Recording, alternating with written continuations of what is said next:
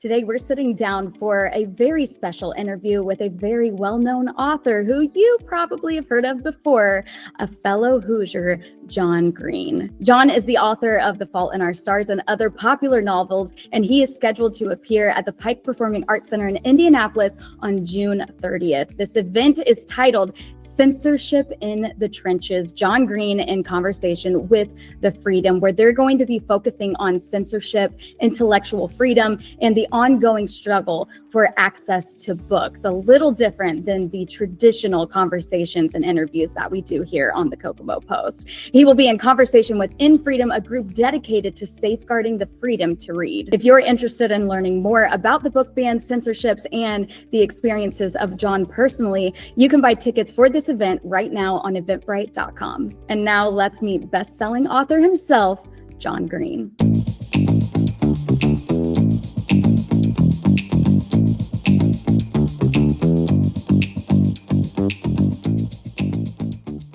Well, John, you are the man of the hour today. For starters, in your words, I would love for you to tell us, what is censorship in the trenches? I think censorship in the trenches is really about the librarians and teachers who have to deal with censorship in schools and library settings.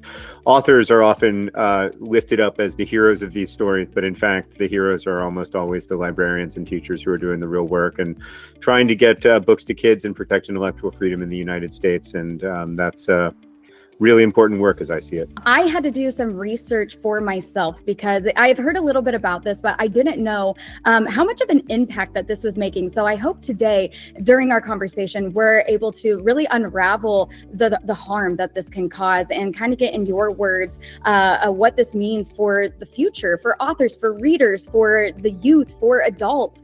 So I hope that we're able to unravel a lot of things during this interview. Censorship in the trenches. Can you tell us how you decided about teaming up with In Freedom for this? Well, I think In Freedom does really important work, and I wanted to support them in any way that I could. In general, Indiana is my home state. I love it here. It's a very important place to me. I wouldn't want to live anywhere else, but I also think that we have a lot of work to do when it comes to censorship in our schools and libraries.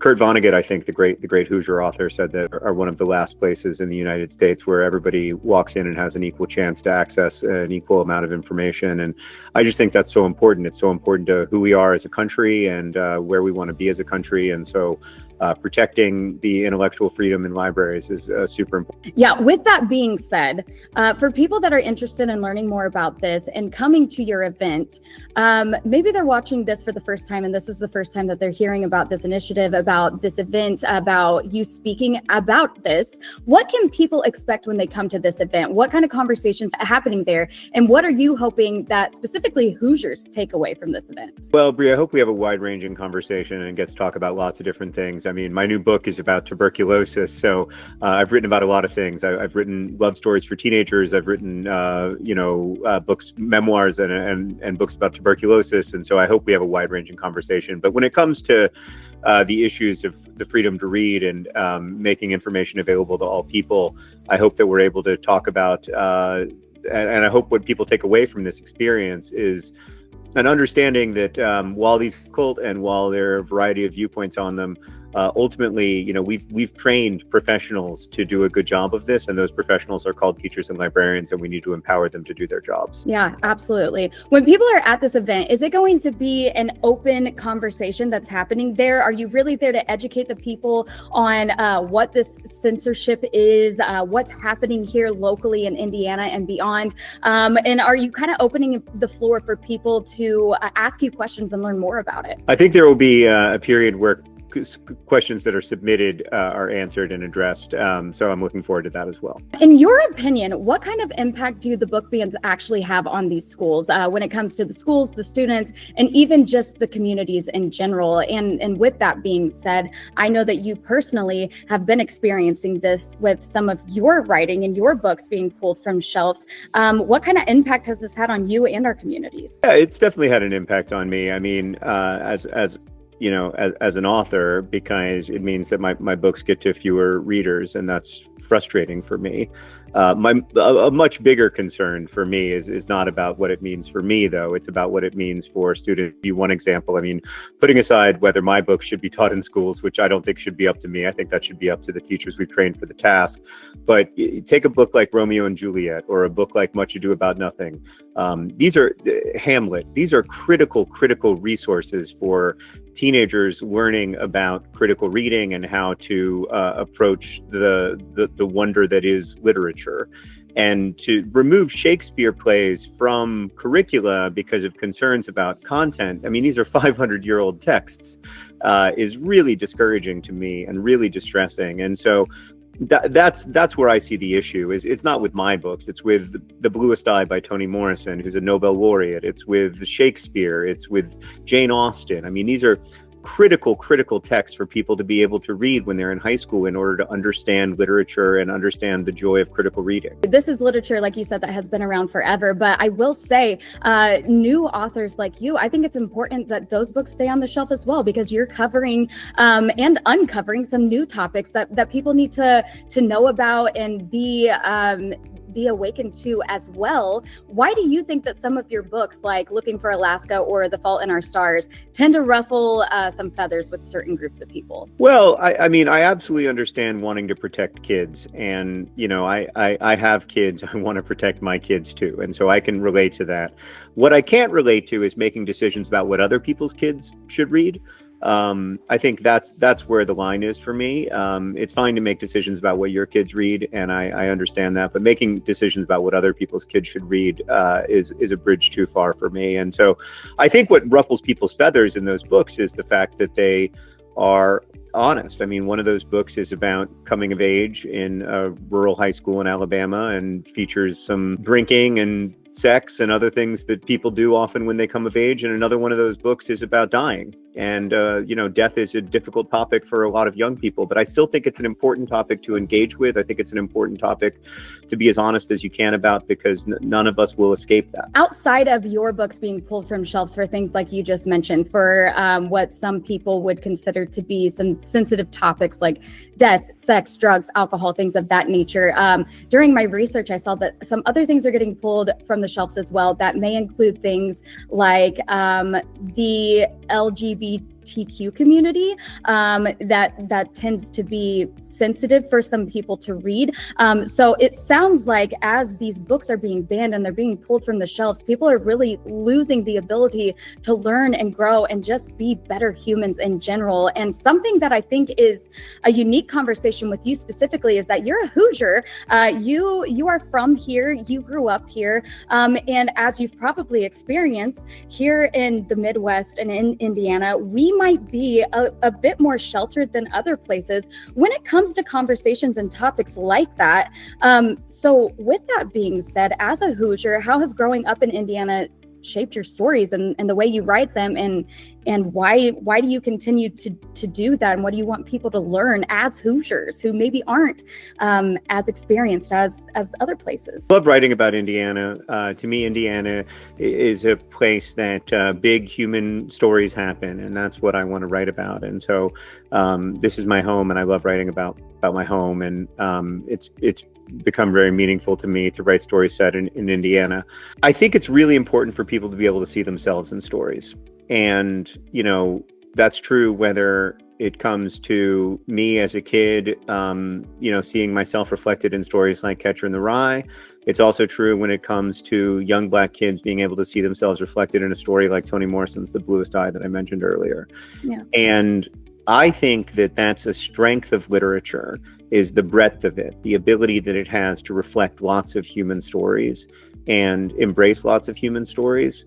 And I just don't want to see a world in which literature is further impoverished by people who would say that those stories have no place in our schools and libraries. The truth is, those stories are as human as any other. For smaller towns like Kokomo, where a lot of people know each other and school boards are super local, how can communities push back when higher ups want to censor what's being read? Well, it's really hard. I mean, I think what happens a lot of times is that 1 or 2 pages from a text will be taken out of context and, Xeroxed and handed around. And when you view 1 or 2 pages out of context, a lot of times things do seem quite extreme, or they do seem really offensive, or they do seem super problematic, or whatever.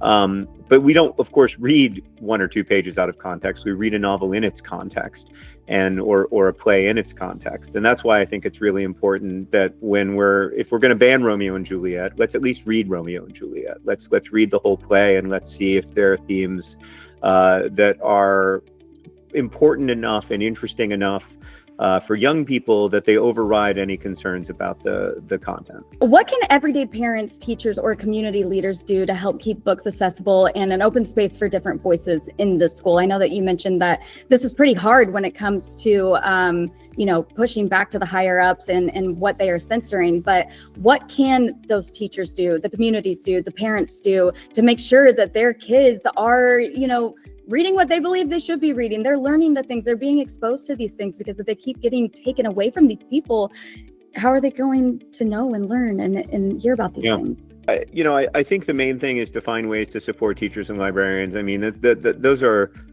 hard jobs in the best of times, and these are not the best of times. And so I think, lifting up our teachers and our librarians and celebrating their work and finding ways to empower them rather than disempower them, and take them away from the job of teaching and librarianship and toward all this endless work of trying to deal with challenges and book bans and everything. I think that's the most important thing, finding ways that we can support those folks and,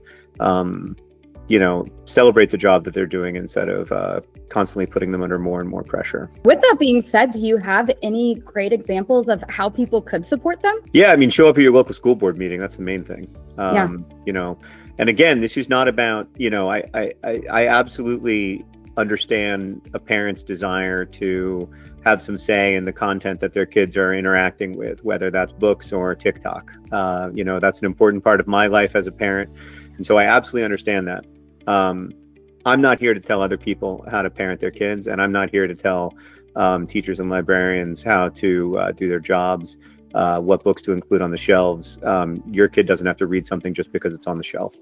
And so I think that's the main focus for me. Really, this is about, in my opinion, this is an issue of a fundamental issue of liberty in the United States.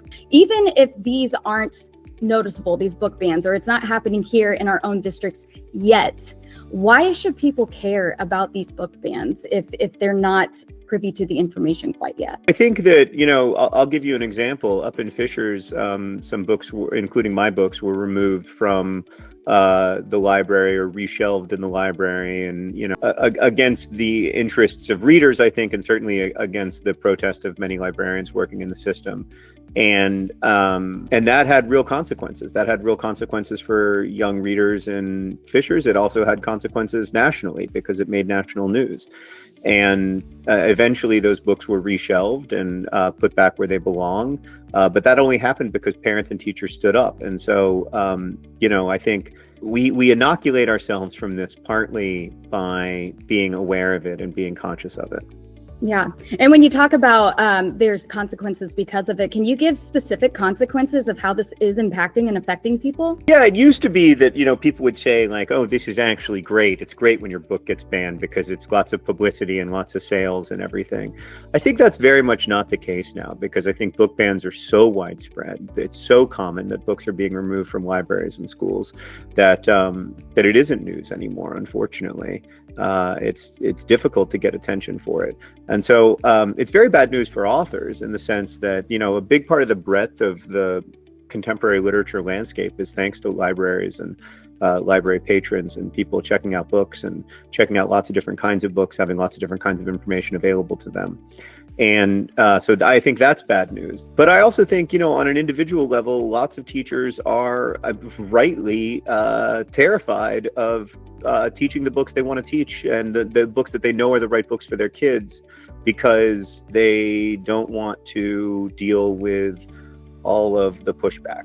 And, and I think in many cases, they're putting their careers on the line just by doing their jobs. And that's really, really difficult. I know a lot of librarians who've lost their jobs as a result of intellectual freedom issues. And I know a lot of teachers as well. And it's a really, really difficult time.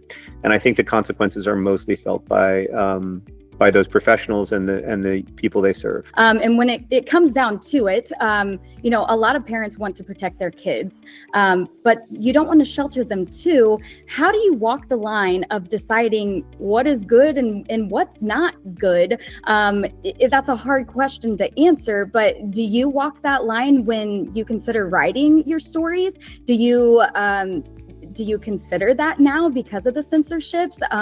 And how do parents decide? I've always considered it. I don't consider it because of censorship. I've always considered it because I want to write stories that are true, and all true stories are hopeful. And so I want to write hopeful stories. And if that's a criticism of my work, it's one that I'm happy to take on, because I think it's really important to write hopeful stories for young people, and that's what I've tried to do in my work. But I also want to write honest stories that reflect their reality. And I think that's really important as well. I think kids have a very good BS meter. They know when they're being lied to. And high school students especially have a good sense of that. And, you're not going to pull a fast one on them. When it comes to my kids, or, it's a very personal thing, like how much screen time I allow them, what apps I allow them to use, that's a very personal decision. And I'm not here to judge other parents' decisions. What I am here to say is that that should be your decision that you make with your kids, not a decision that is made from on high by a school board. Do you have any recommendations for resources where parents, teachers, librarians, whoever it may be, where there's a good resource for them to learn more about these book bans, how they're impacting communities negatively, and also what they can do to maybe help change that? Yeah, I'm a huge fan of the American Library Association, and the American Library Association has an Office for Intellectual Freedom with a great website that has lots of resources. For people that are maybe watching this interview and they're intrigued and they're going to come to this event now, what do you hope that they walk away with? I hope they walk away with a conviction that intellectual freedom in the United States is a core value of our country, and a really, really important one. John, I am eager to hear what you have to say at this event. I know that other people are as well. We appreciate your time. Is there anything that you want to leave the people with? No, just thank you so much. Thank you.